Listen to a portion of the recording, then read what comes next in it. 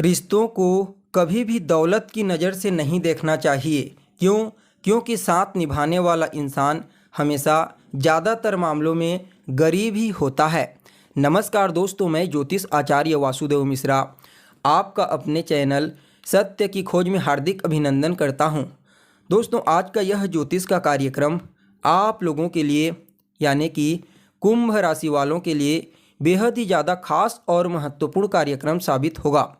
जी हाँ दोस्तों, आज हम चर्चा करेंगे आपके साप्ताहिक राशिफल के बारे में। किसके बारे में? आपके वीकली प्रेडिक्शन के बारे में।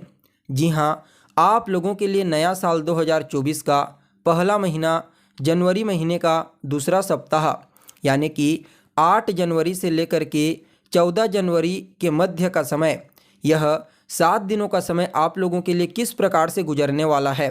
इन 7 दिनों में आपके जीवन में कौन कौन सी घटनाएं घटित हो सकती है, किन किन क्षेत्रों से आपको लाभ के अवसर प्राप्त होंगे, तो वहीं किन किन बातों का आपको ध्यान रखना है।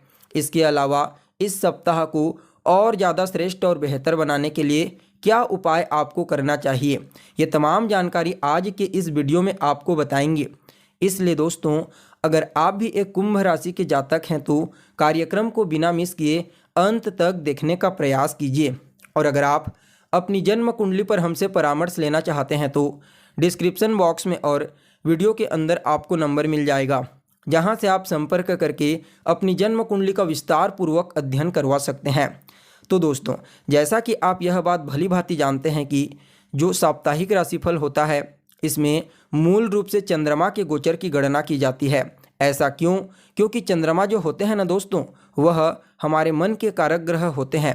हम जो कुछ भी सोचते हैं, जो कुछ भी समझते हैं, उसे ही जीवन के हर पहलू में लागू करने का प्रयास करते हैं। इसलिए दैनिक जीवन में, जी हाँ, हमारे दैनिक जीवन में जो भी घटनाएं घटित होती है, उसके पीछे कहीं ना कहीं सिर्फ और सिर्फ चंद्रमा का ही हाथ होता है। इसलिए चंद्रमा की गोचरीय स्थिति का ज्ञान साप्ताहिक राशिफल के दौरान होना बेहद ही आवश्यक माना जाता है।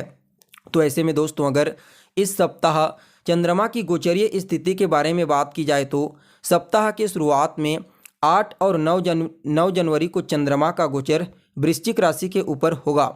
और वृश्चिक राशि जो होती है ना दोस्तों, वह चंद्रमा की नीच राशि मानी जाती है। परिणाम स्वरूप इस राशि में गोचर करते हुए चंद्रमा अपने आप को काफ़ी हद तक कमज़ोर महसूस करते हैं। लेकिन यहाँ पर एक प्लस पॉइंट यह होगा कि पहले से ही इस राशि में शुक्रदेव जैसा शुभ ग्रह गोचर कर रहा है, जिसकी वजह से चंद्रमा की निचता में काफ़ी हद तक कमी आ जाएगी और शुभता में वृद्धि हो जाएगी। वहीं देखा जाए तो सप्ताह के मध्य पड़ाव में यानी कि 10 और 11 जनवरी को चंद्रमा का गोचर धनु राशि के ऊपर होगा। धनु राशि में पहले से ही 3 ग्रह मंगल, बुध और सूर्य, ये तीनों ग्रह युति बना करके गोचर कर रहे हैं। और जब चंद्रमा आ जाएंगे तो इस राशि में चतुर्ग्रह योग का निर्माण होगा और इन चारों के ऊपर देवगुरु बृहस्पति की दृष्टि पड़ेगी। तो फिर कहना ही क्या। जी हाँ, यह समय आपको अद्भुत परिणाम प्रदान करेगा। वहीं सप्ताह के अंतिम पड़ाव में यानी कि 12 और 13 जनवरी को चंद्रमा का गोचर मकर राशि के ऊपर होगा। मकर राशि के ऊपर गोचर करते हुए चंद्रमा पर केतु की पंचम दृष्टि पड़ेगी।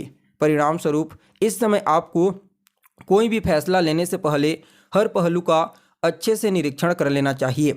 वहीं सप्ताह के आखिरी दिन यानी कि 14 जनवरी को चंद्रमा का जो गोचर होगा वह कुंभ राशि के ऊपर होगा और पहले से ही कुंभ राशि में शनिदेव गोचर कर रहे हैं। परिणाम स्वरूप चंद्रमा और शनि की युति बनेगी।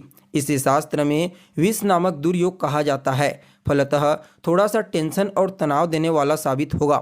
हालांकि शनिदेव खुद की मूल त्रिकोण राशि में गोचर कर रहे हैं। परिणाम स्वरूप कुछ मामलों में आपको बेहतर रिजल्ट भी प्रदान करेंगे।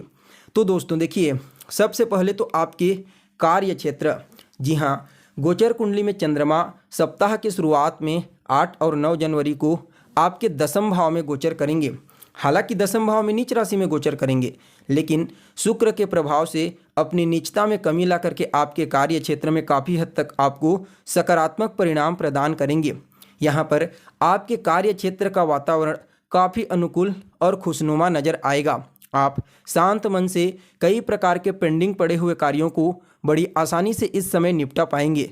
देखा जाए तो यह समय आपके लिए वास्तव में कार्य क्षेत्र के दृष्टिकोण से शांति प्रदायक साबित होगा।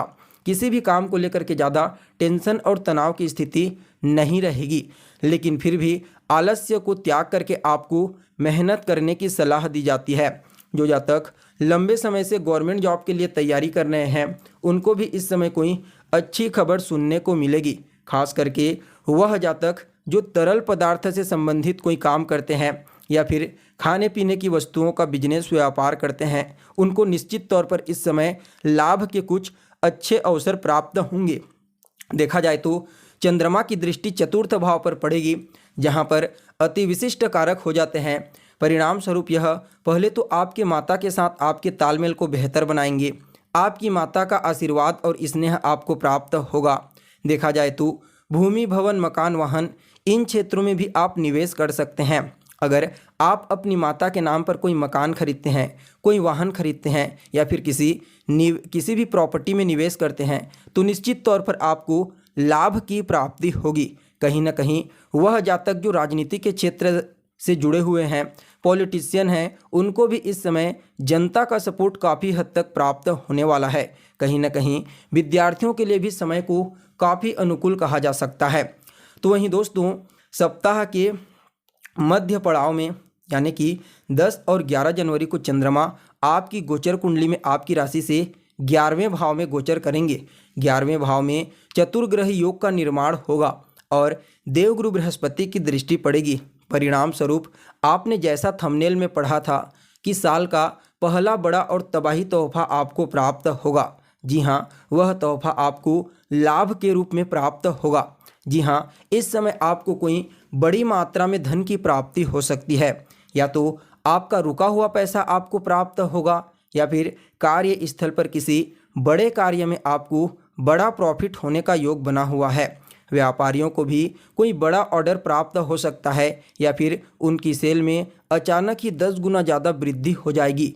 कहीं ना कहीं से इस समय आपके जीवन में धन का आगमन बड़ी मात्रा में होने वाला है और यह आपके लिए साल का पहला बड़ा तोहफा साबित होगा। जी हाँ दोस्तों, ऐसा गोचर कुंडली में योग बना हुआ है और इसको समझने का प्रयास कीजिए। देखिए, लाभ स्थान पर एक नहीं, दो नहीं, बल्कि 4 ग्रहों का होना और धन के कारक देवगुरु बृहस्पति की दृष्टि का इन चारों के ऊपर पड़ना, तो यह धनी योग ही नहीं बल्कि महाधनी योग का निर्माण करेगा। क्योंकि देवगुरु बृहस्पति अपने आप में ही इतने वेल्थ के कारक हैं कि कहना ही नहीं। इसलिए यह समय आपके लिए वास्तव में एक बहुत ही बड़ा करोड़पति योग आप इसे कह सकते हैं। इसलिए आपके जीवन में बड़ी मात्रा में धन का आगमन होगा और आपकी जो इच्छा है वह भी निश्चित तौर पर पूरी हो जाएगी। बड़े भाई बहनों के साथ तालमेल तो बेहतर होंगे ही होंगे। साथ में आपके बड़े भाई बहनों को भी कार्य क्षेत्र में विशेष तौर पर सफलता की प्राप्ति होगी। पंचम भाव में दृष्टि पड़ेगी। परिणाम स्वरूप संतान के साथ तालमेल बेहतर होंगे। संतान को उसके करियर में विशेष तौर पर सफलता की प्राप्ति होगी। जो जातक संतान कंसीव करना चाहते हैं उनको भी कोई गुड न्यूज़ की प्राप्ति हो सकती है। वहीं विद्यार्थियों के लिए तो कहना ही क्या, जो विद्यार्थी प्रतियोगी परीक्षा कंपटीशन एग्जाम की तैयारी कर रहे हैं, निश्चित तौर पर इस समय उन्हें सफल होने से कोई नहीं रोक सकता। देखा जाए तो थोड़े से मेहनत में ही आपको बड़ी मात्रा में लाभ की प्राप्ति होगी। इसलिए यह मध्य का समय आपके लिए अत्यंत ही श्रेष्ठ साबित होगा। तो वहीं दोस्तों सप्ताह के अंतिम पड़ाव में यानी कि 12 और 13 जनवरी को चंद्रमा का जो गोचर होगा वह आपके 12वें स्थान में होगा और केतु की दृष्टि से दृष्ट होकर के चंद्रमा गोचर करेंगे। परिणाम स्वरूप आपको अपने खर्चों पर नियंत्रण रखने की आवश्यकता है। फिजूल के खर्चों से जितना ज़्यादा हो सके बचने का प्रयास कीजिए और इस समय निवेश ना ही करें तो आपके लिए बेहतर होगा। रोग ऋण शत्रु भी आपको परेशान कर सकता है, इसका भी आपको विशेष रूप से ध्यान रखने की आवश्यकता है। वहीं सप्ताह के आखिरी दिन यानी कि 14 जनवरी को चंद्रमा का गोचर आपकी राशि के ऊपर होगा, कुंभ राशि के ऊपर, जहां पर पहले से ही शनिदेव गोचर कर रहे हैं।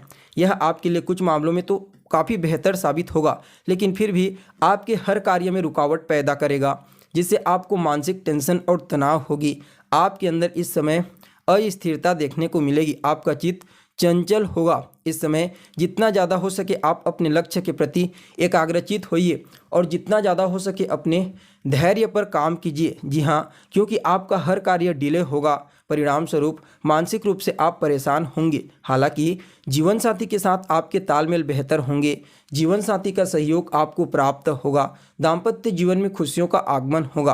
पार्टनरशिप में अगर आप किसी भी प्रकार का कोई बिजनेस व्यापार करते हैं या फिर स्वतंत्र रूप से भी करते हैं तो थोड़ा सा हर कार्य में आपको डिले देखने को मिलेगा। यह अपने दिमाग में नोट करके रख लीजिए। यानी कि कुल मिलाकर के देखा जाए तो सप्ताह का मध्य का समय आपके लिए महाधन योग का निर्माण होगा और यह ही इस सप्ताह के लिए आपके काफ़ी बेहतर परिणाम के रूप में आपको प्राप्त होगा। फिर भी बाकी और अन्य चीज़ों को लेकर के जो भी थोड़ा बहुत नेगेटिविटी होगी उसे दूर करने के लिए और इस सप्ताह को बेहतर करने के लिए रोजाना आप ओम सम शनिश्चराय नमः इसे 3 या फिर 5 माला जाप कीजिए इस मंत्र का रात को सोने से पहले। और शनिवार के दिन मजदूरों के बीच में जाकर के उन्हें कुछ मिठाई बांटिए। शनिवार के दिन, सोमवार के दिन आपको 1 लोटा जल में 1 चुटकी काला तिल, 1 चुटकी सफ़ेद तिल मिला करके शिवलिंग के ऊपर या फिर भगवान शिव के ऊपर अर्पित करना है। वहीं बुधवार और शनिवार के दिन सुबह के समय आपको पक्षियों को कुछ दाना डालना है। ये छोटे छोटे उपाय करके अपने लिए इस सप्ताह को और ज़्यादा श्रेष्ठ बनाइए। तो दोस्तों, कैसी लगी आपको जानकारी कमेंट करके बताइए। फिर मिलते हैं एक नए और ताज़ा एपिसोड में, तब तक के लिए नमस्कार।